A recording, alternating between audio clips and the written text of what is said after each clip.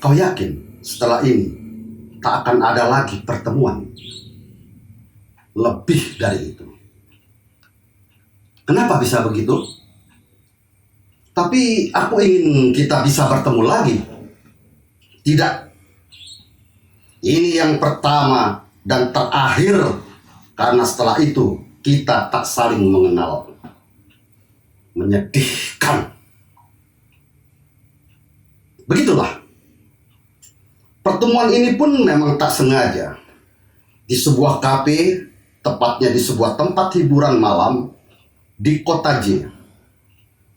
Perempuan kurus berambut sebahu, bercelana blue jeans dengan lipstik berwarna menyala, tiba-tiba berada duduk di depanku.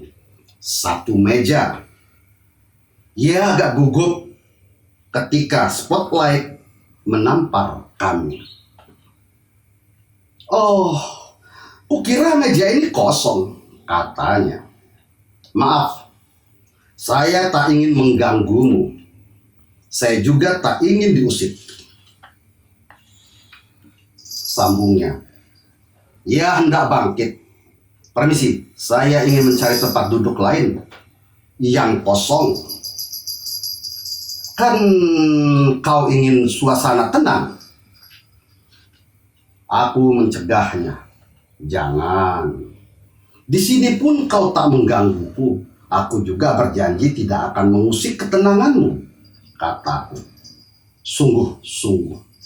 Mataku menatap wajahnya. Ia kembali duduk, memesan sebotol minuman. "Bilnya sekalian sama saya," pesanku kepada pelayan. Perempuan di depanku tersenyum, mengangguk, menyampaikan terima kasih, menenggak minumannya. Kulihat begitu serius, seperti orang sedang kehausan. Setelah itu kami terdiam. Hampir 1 jam lebih kami tak saling mengobrol. Aku duduk menghadap ke panggung. Penyanyi gimbal mirip Sania tengah menembangkan beberapa nomor hit. Beberapa pasang asyik berjoget. Ruang penuh asap. Samar. Kulihat di depan sana bagai serombongan ikan yang tengah berenang mengitari akuarium. Kulihat perempuan kurus di depanku asik menggoyangkan kepalanya. Hal sama kulakukan. Asbak yang ada di meja kami entah sudah menenggelamkan berapa batang rokok kami berdua. Tak ada percakapan di antara kami sepanjang 1 jam lebih berlalu. Aku tak ceriwis seperti kebiasaanku selama ini bila di hadapan perempuan. Ia pun ku tahu namanya, Ica dari perkenalan tadi. Sepertinya tak mau diganggu oleh percakapan yang cenderung basa-basi di tempat seperti ini. Saya malas ngobrol. Percakapan di tempat yang berisik seperti ini akan menghabiskan energi. Dan kita menjadi tidak santai. Tetapi kalau kau suka mengobrol, sebaiknya saya permisi dan mencari tempat lain, katanya pertama kali bertemu. Mungkin juga percakapan ini sekadar basa-basi. Aku mengangguk. Wajah perempuan ini amat kuyu. Rambut yang dia biarkan tergerai sebahu terkesan amat kusut. Tak kulihat ada gairah dalam pancaran wajahnya. Setiap kata yang keluar dari bibirnya pun terkesan lambat. Penuh perhitungan. Bahasanya tersusun rapi. Tangannya tak bergerak. Tiada ekspresi. Baiklah.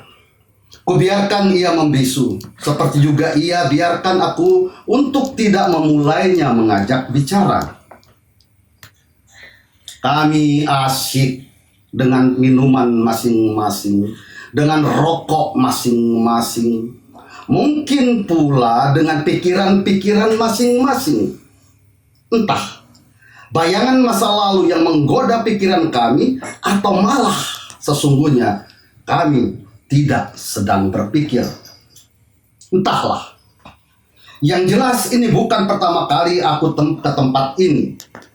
Bahkan hampir setiap akhir pekan aku menyempatkan waktu mencari hiburan di sini. Menyaksikan orang-orang berjoget, menikmati lantunan lagu dari sang penyanyi berambut gimbal itu.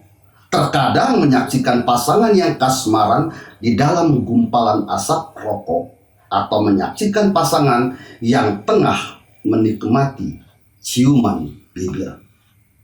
Tetapi, siapakah perempuan yang kini duduk di depanku satu meja? Siapa perempuan kurus bernama Ica ini? Adakah ia sebagaimana perempuan-perempuan lain yang kerap mengunjungi tempat ini? Menemani minuman pengunjung lalu mendapatkan tip puluhan ribu rupiah untuk beberapa jam?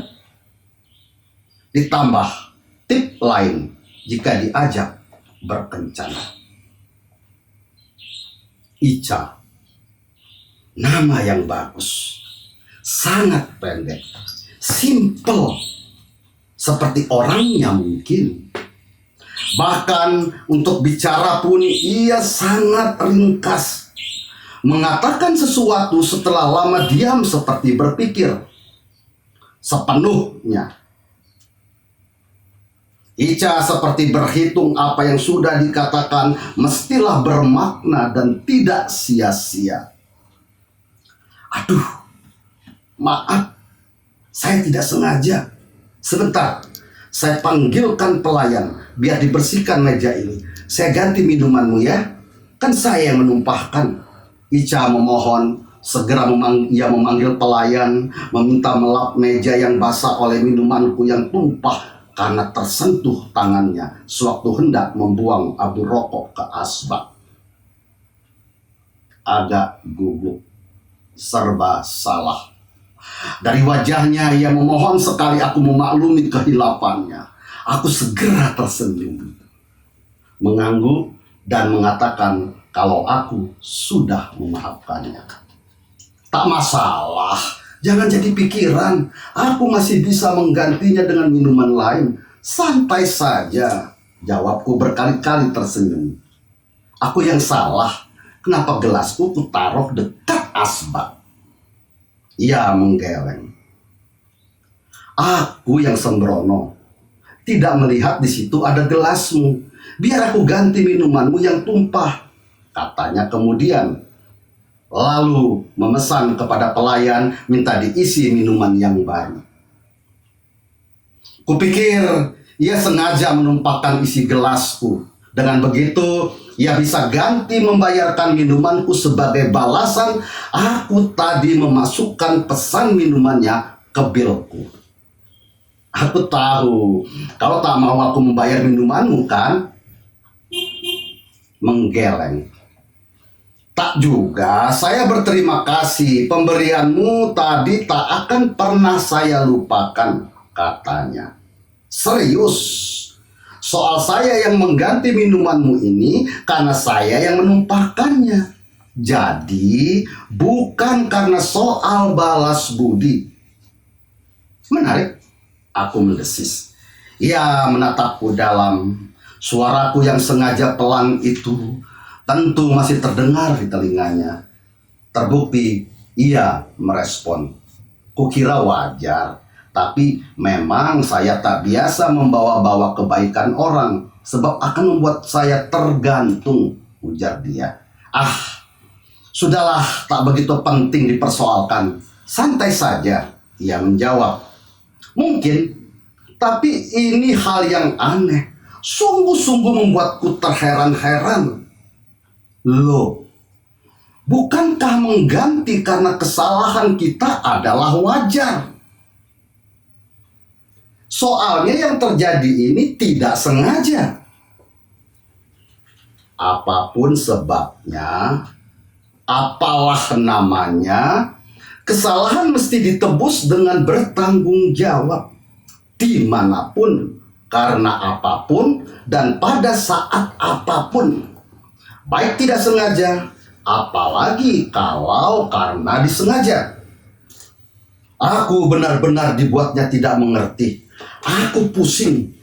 Kuturunkan emosiku. Napasku kukembalikan ke normal kembali. Aku menoleh ke penyanyi gimbal berkulit sawo matang di panggung. Aku asik kembali menyaksikan penampilan si gimbal yang atraktif itu. Goyangnya melebihi erotis Inul Daratista. Aku benar-benar mulai melupakan Ica, perempuan yang kuanggap misteri, yang sekejap pernah perkenalan di sebuah tempat hiburan di kota J itu, benar-benar tak lagi kutemukan sesudah itu. Ica seperti lesap di telan bumi yang pikuk ini. Beberapa kali aku datangi ulang tempat itu, ingin tahu keberadaan Ica. Tidak. Tepatnya aku ingin mengulang pertemuan dengannya. Jika aku bertemu dan sedikit saling sapa saja, maka gugurlah perkiraan dia bahwa setelah pertemuan malam ini tak akan ada lagi pertemuan lain. Dugaannya, pikirku, harus gugur karena memang tak ada alasan sama sekali. Nyatanya benar, kataku pada Arman. Ica memang tak lagi datang ke tempat itu. Malam berikutnya, sungguh-sungguh misterius, lanjutku penasaran. Tapi bisa saja dia memang bukan pengunjung tempat hiburan itu. Ia hanya mampir, misalnya sekedar melepas penat. Jelas kawanku itu. Makanya kau jangan selalu punya pikiran negatif bahwa setiap perempuan yang datang ke tempat hiburan adalah... Sungguh aku tak berpikiran negatif padanya selaku. Justru aku ingin tahu banyak ihwal dia. Tepatnya kau tertarik padanya.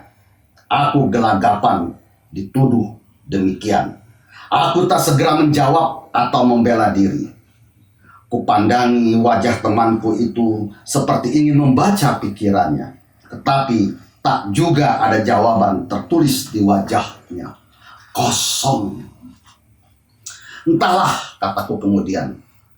Apakah aku tertarik padanya atau cuma ingin mengenalnya lebih dekat?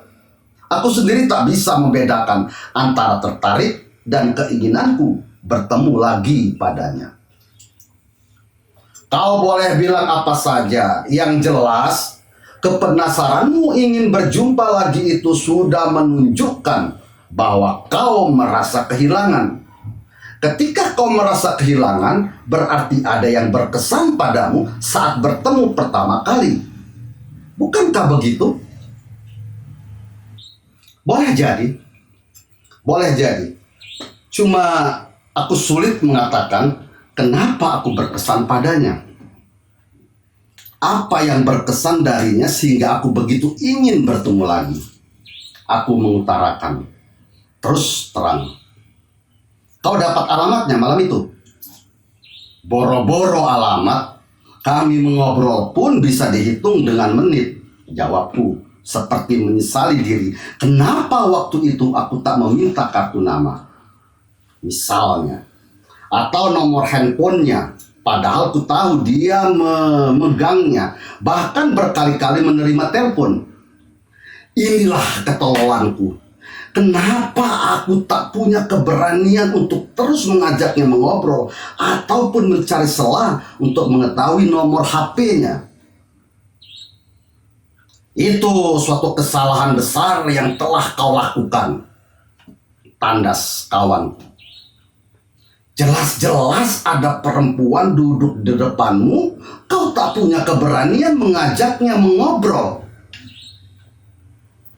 Dia tidak mau diganggu, tak ingin diusik, alasannya ingin keterangan.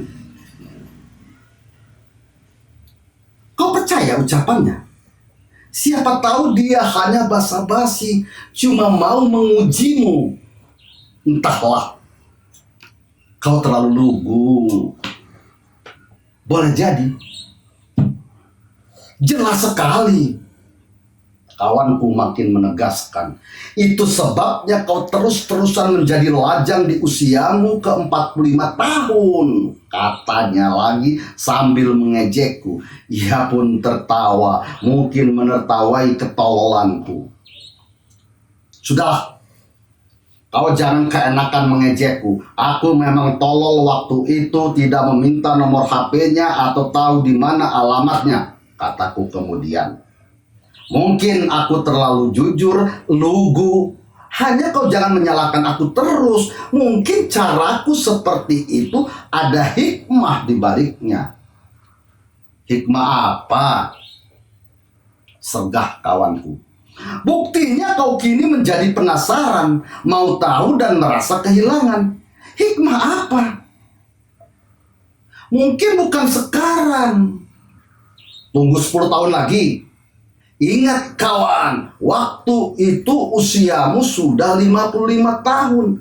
Sudah gaek. Kawanku tertawa lagi, menusuk hatiku. Baiklah, aku harus melupakannya. Dia benar kalau kami tak akan pernah bertemu lagi setelah malam itu, kataku kemudian, seperti benar-benar ingin membunuh kenangan bersama Ica. Di sebuah tempat hiburan di bulan Januari yang benderang.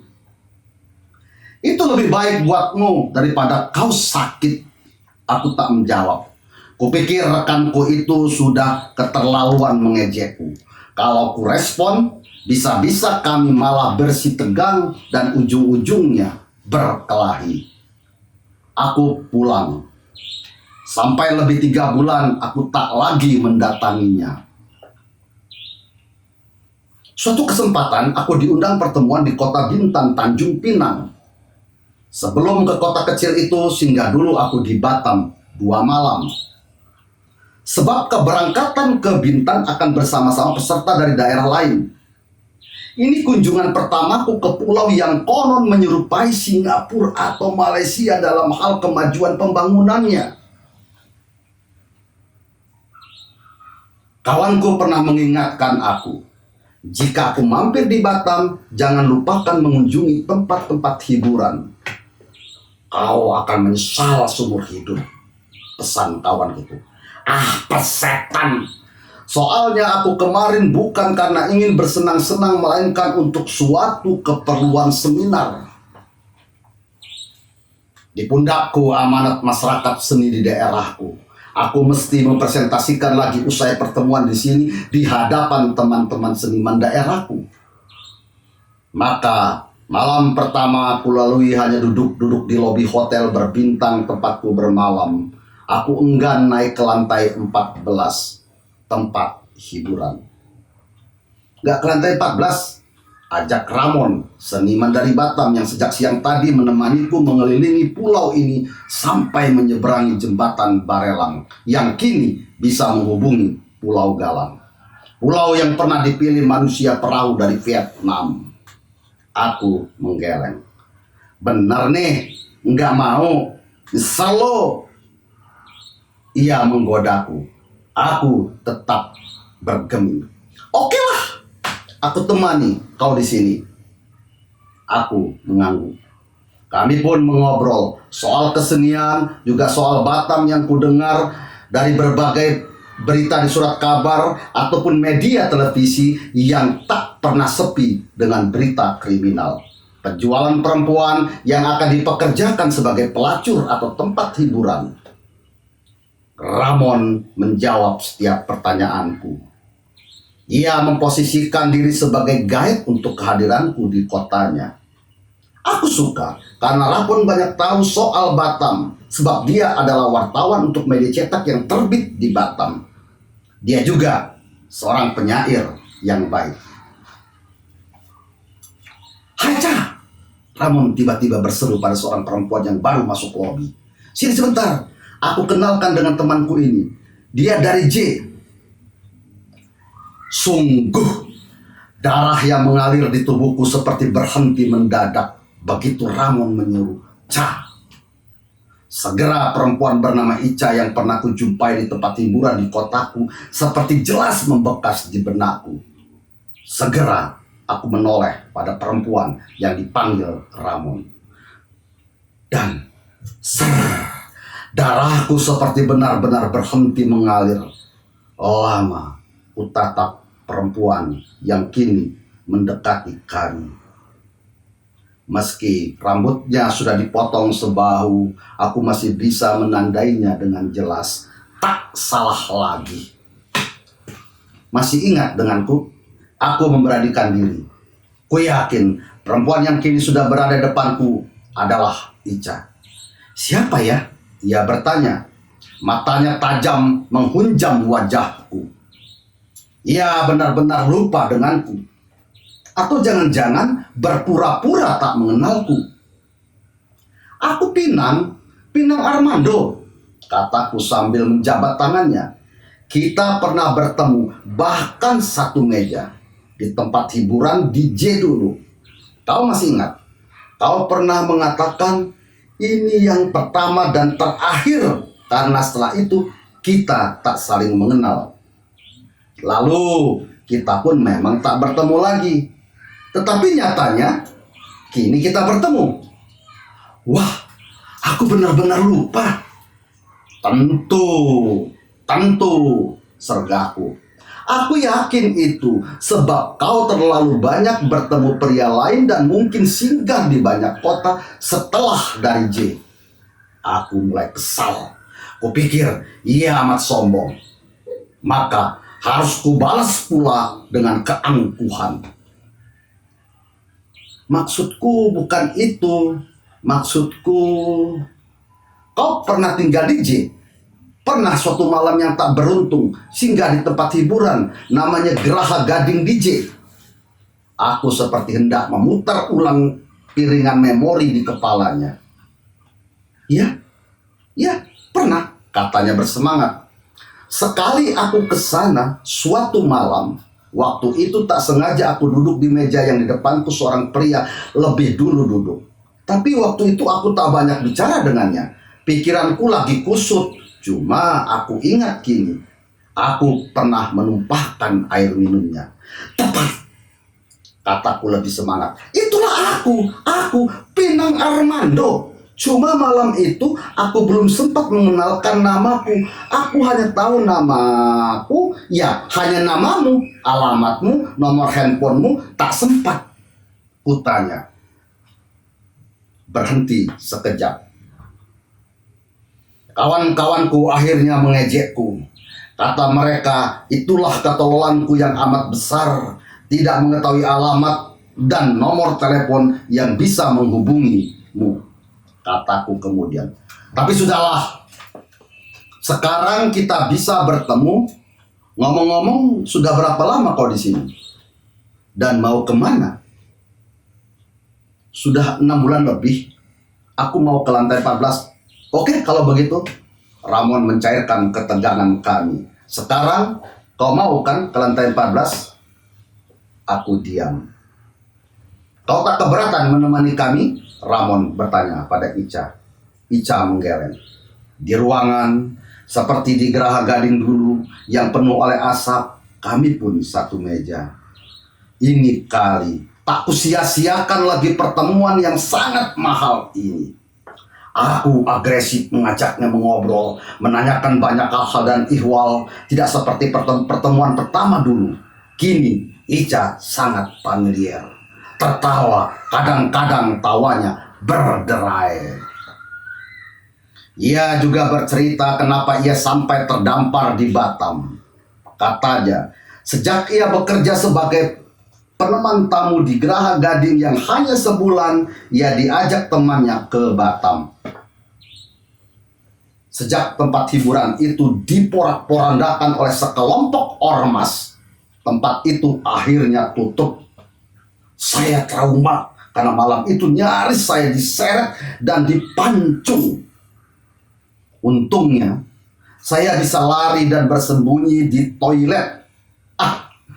Saya nggak berani mengenangnya lagi, takut. Di sini kau aman? Setidaknya sampai malam ini, katanya pelan. Bagaimana kau bisa mengenal Ramon? Dia sering ke tempat ini. Dia juga banyak membantu saya. Membantu? Tanyaku tak mengerti. Jangan curiga dulu sobat. Maksud Ica, aku sesekali mengantarnya pulang selesai dia bekerja. Kebetulan tempat kos Ica satu arah ke rumahku. Ramon segera menjelaskan. Aku mengangguk. Kalau begitu, apakah setelah pertemuan ini masih ada pertemuan lain antara kita? Entah kenapa, kali ini Ica ragu menjawab. Ia hanya mengangguk pelan, dan anggukan kepalanya itu sudah cukup bagiku untuk mengabarkan pada kawanku tentang kegagalanku yang lalu. Setidaknya kawanku tak lagi mengejekku. Tolol. Lampung, 10-24 November 2003.